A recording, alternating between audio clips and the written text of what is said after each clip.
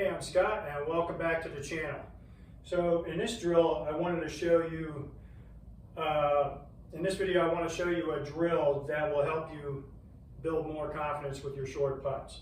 And that is the gate drill. So what I have is two tees forming a gate sitting here on my practice green. And what I do is I set a ball just in front of the gate and I set the putter between the gate. I make a stroke and I hit the putt. The idea is that you don't hit either tee with the putter, and that enforces more consistent and better contact with your putter on these short putts. So Tiger Woods was known to finish up his putting practice sessions by making 100 3-foot putts in a row with this gate drill. And I've also seen him do it with just practicing with one hand as well. So this is what it looks like.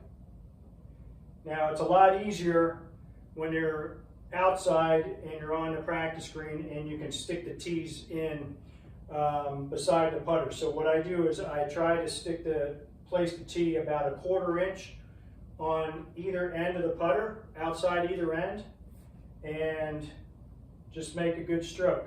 Again, I put the ball just slightly ahead of the tees and then set the putter in between the tees,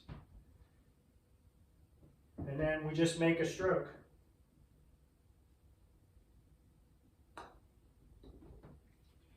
So the idea is that you'll make more consistent, solid contact on these short putts by working on this gate drill if you can make sure that you don't hit the tees during the stroke.